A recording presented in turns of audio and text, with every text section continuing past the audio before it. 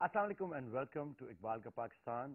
دا revolution, soft revolution, جس کے ساتھ ساتھ آپ نے پچھلے 14 اگست والے دن, آزادی کے دن بھی آپ نے دیکھا کہ ہمارے ساتھ عمران خان صاحب بیٹھے ہوئے تھے, احمد قریشی تھے, جو کہ ہمیں لگتا ہے کہ کروسیڈرز ہی ہیں آف ٹروتھ, اور ہماری طرح بیٹھے ہوئے ہیں. The the truth campaigners as we like to call ourselves, اور as I like to call my self.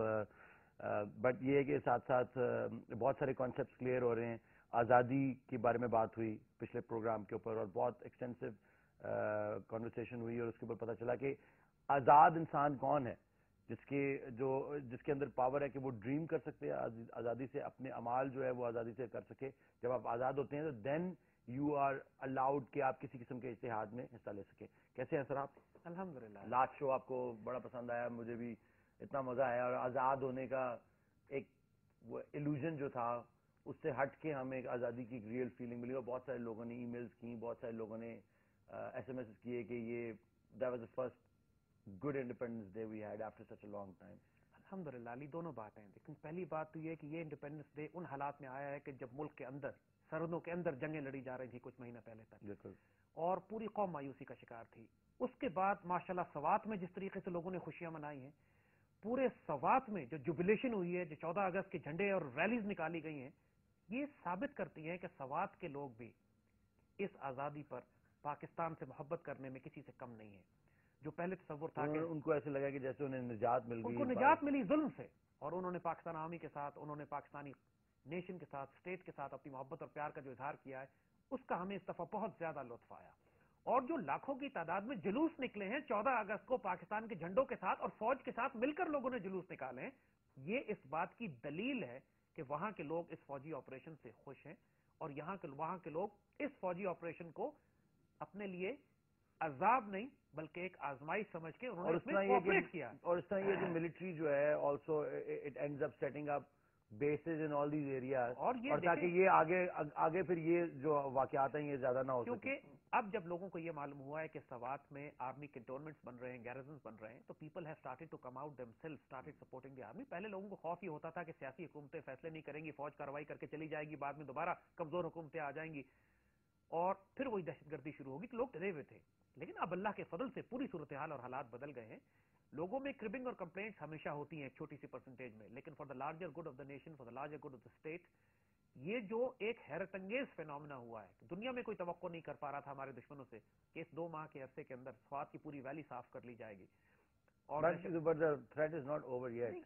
ایک کاؤنٹر انسرجنسی آپریشن وقت لیتے ہیں, ہائی انٹینسٹی آپریشن ختم ہو گئے, اب جاسوس اور دشمن کے دہشت گرد جو صفوں میں گھسے ہوئے ہیں ایک ایک کر کے ان کو آئسولیٹ کر کے نکالا جا رہا ہے, ایلیمنیٹ ہو جائیں گے انشاءاللہ. لیکن وہی بات کہ سوات کے لوگوں کا موڈ اگر آپ نے دیکھنا تھا تو 14 اگست تو ہمیں جانا ہی پڑے گا, جا کے دیکھ کے ان سے بات کریں گے.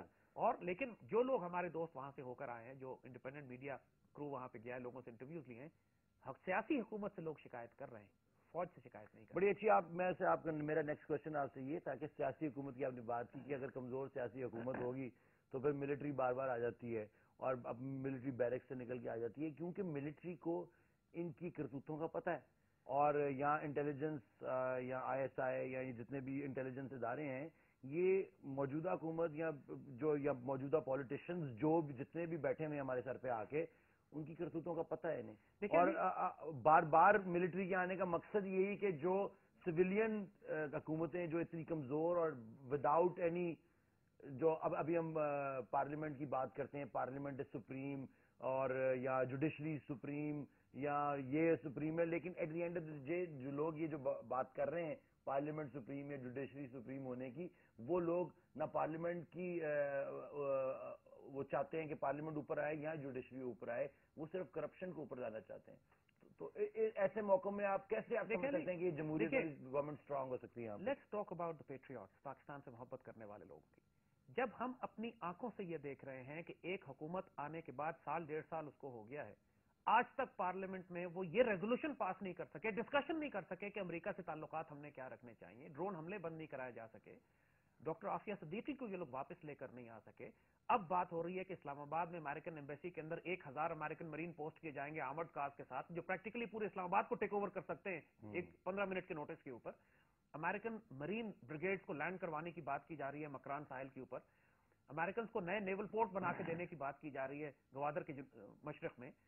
یہ بات کی جا رہی ہے کہ پاکستان بلوچستان کے اندر جس ہیوی انوالومنٹ ہو رہی ہے امریکنز کی، اس کے اوپر کوئی ایکشن، کوئی شکایت ان سے نہیں کی جا رہی. بلوچستان لبریشن آرمی کو افغانستان سے جو سپورٹ مل رہی ہے، جب پاکستان کی نیشنل سیکیورٹی کے وہ ایسے معاملات جس پر ایک عام پاکستانی خون کے آنسو ہوتا ہے کہ حکومت کو کیا ہو گیا ہے کہ یہ سب چیزیں ہو رہی ہیں، یعنی اسی اسلام آباد میں امریکن آفیسرز گن پوائنٹ کر رہے ہیں ہمارے پولیس آفیسرز کے اوپر اور ہمارے شہریوں کے اوپر، ان کو مار رہے ہیں، پیٹ رہے ہیں، گالیاں دے رہے ہیں، اور اس کے باوجود نہ ان کو ملک سے نکالا جاتا ہے.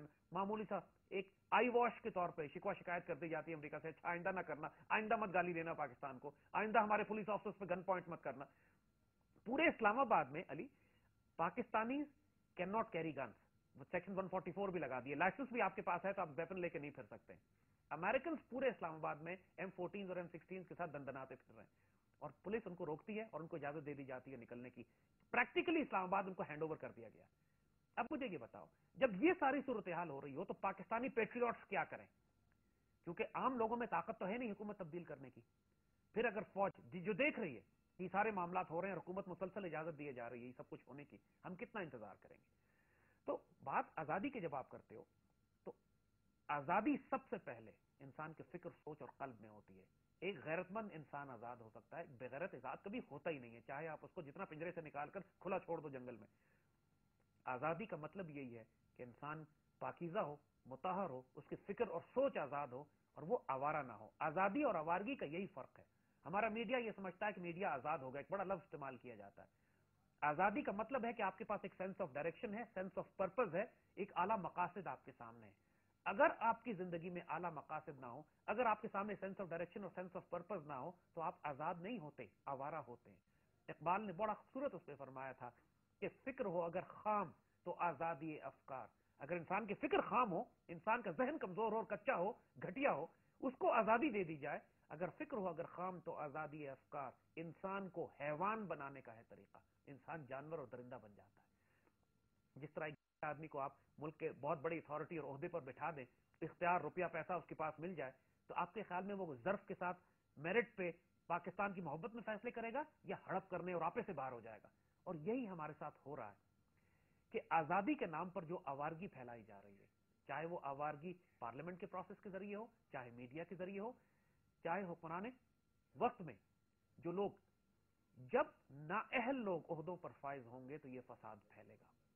آزادی کی ڈیفینیشن یہی ہے کہ انسان اپنی فکر اور اپنی سوچ کو ہائر ویلیوز اور ہائر آئیڈیلز پر کے اوپر فوکس کرتا ہے اور اس کے بعد ان کی طرف بڑھتا ہے. پھر اس میں اگر اس کو جان قربان کرنی پڑے، قربانیاں دینی پڑے.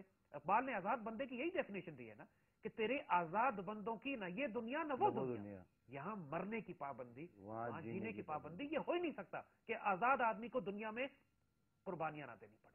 الٹیمیٹ قربانی شہادت جان کی ہوتی. مرد آزاد اور مرد غلام کا یہی فرق ہے کہ مرد آزاد یہاں مرنے کی پابندی، وہاں جینے کی پابندی. میں آپ سے بلکہ آگے اب we're gonna take a break but once we come back ہم نے آپ سے ایک بڑی زبردست obviously law, rule of law کے اوپر پھر ہم تھوڑی سی اور ڈسکشن کریں گے کہ جو پارلیمنٹ یا جوڈیشری، اس کا کیا رول ہے اس وقت پاکستان میں، جو کہ اتنا اچھالا گیا کہ جوڈیشری جو ہے وہ اب فری ہے اور پارلیمنٹ جو ہے وہ سپریم ہے. تو we'll just talk about that کہ ابھی let's take a short break.